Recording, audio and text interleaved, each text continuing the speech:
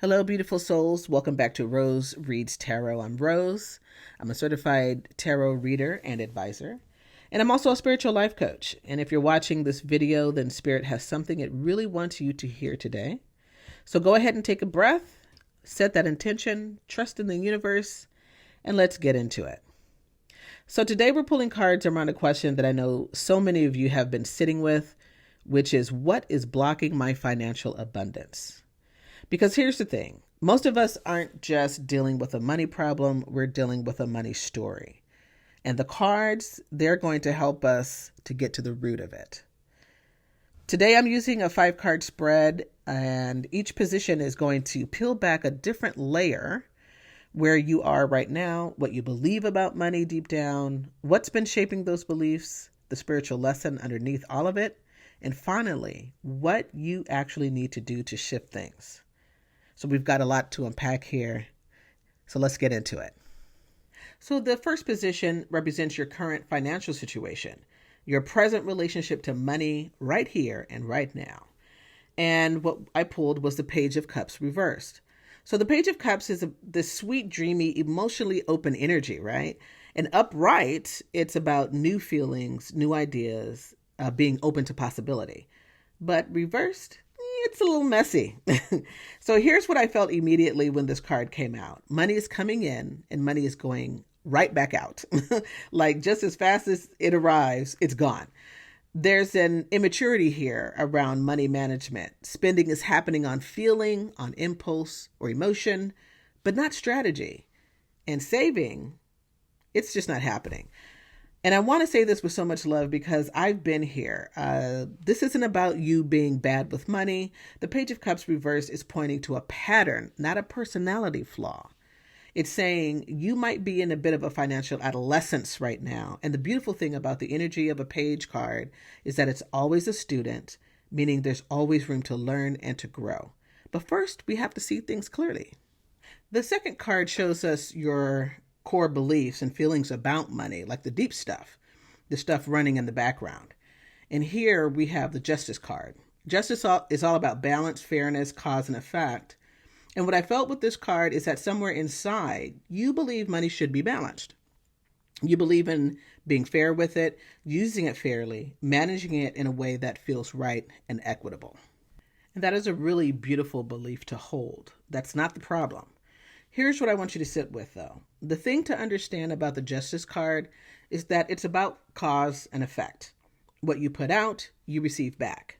So if the belief is that money should be balanced, but the action, what we saw in the first card, is spending faster than saving, there's a gap between what you believe and what you're doing.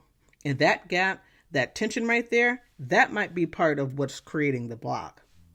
Justice doesn't judge. It just holds up the mirror and says, let's look at what's actually happening here.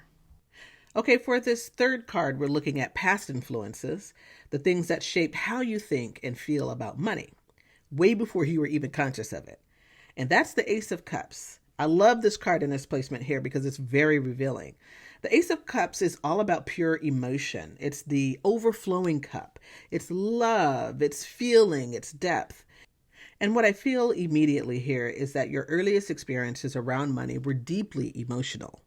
Maybe money in your household growing up was tied to strong feelings like anxiety, love, tension, joy, scarcity, or generosity, or whatever it is.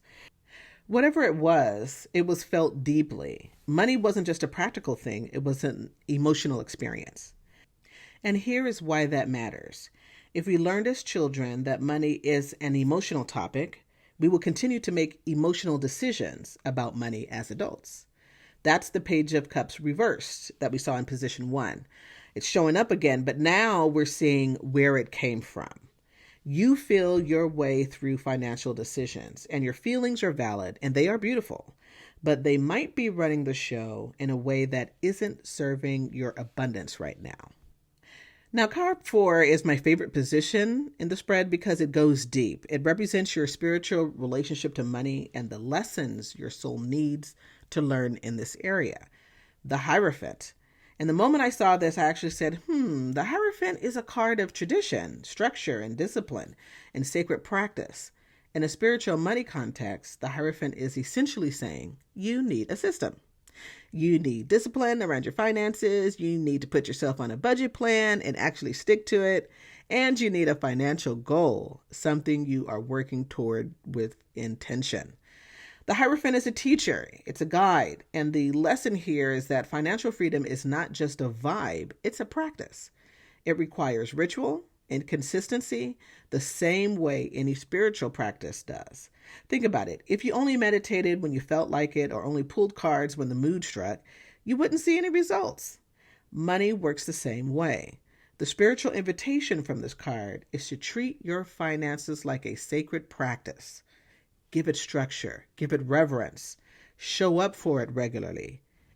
Because when you do that, you're signaling to the universe that you're ready to receive and to hold more abundance. It's a stick to the plan type of lesson, which is quite powerful. And for the final card, the action card, what steps do you need to take to actually change your financial situation? We pulled the Two of Pentacles. And I love this card because it is so practical and so perfectly aligned with everything the cards have been building toward. The Two of Pentacles shows us a figure juggling two coins. It's the energy of balance and motion. It's dynamic. It's not rigid. It's flexible. And the message here is clear. Balance your budget. Make a plan. Set a goal. This isn't saying your financial life needs to be perfect overnight. The Two of Pentacles knows life is always moving, always shifting. But it's saying you need to get a handle on what's coming in and what's going out in a real, concrete, written down way. So here is your action step that Spirit is pointing to from this reading.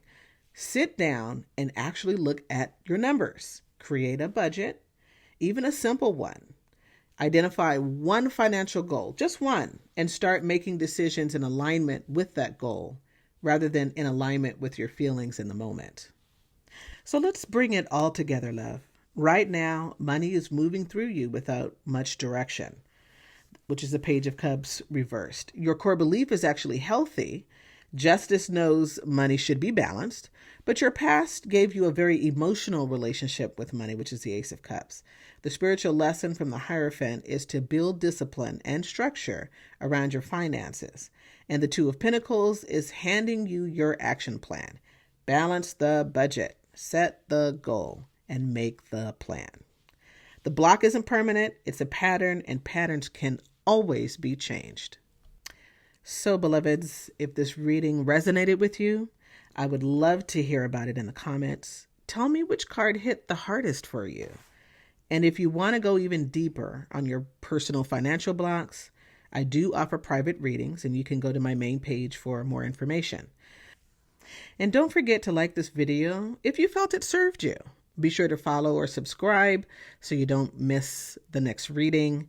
And I will see you again soon. Until then, trust the process, trust the cards and the universe, and trust yourself. Bye for now.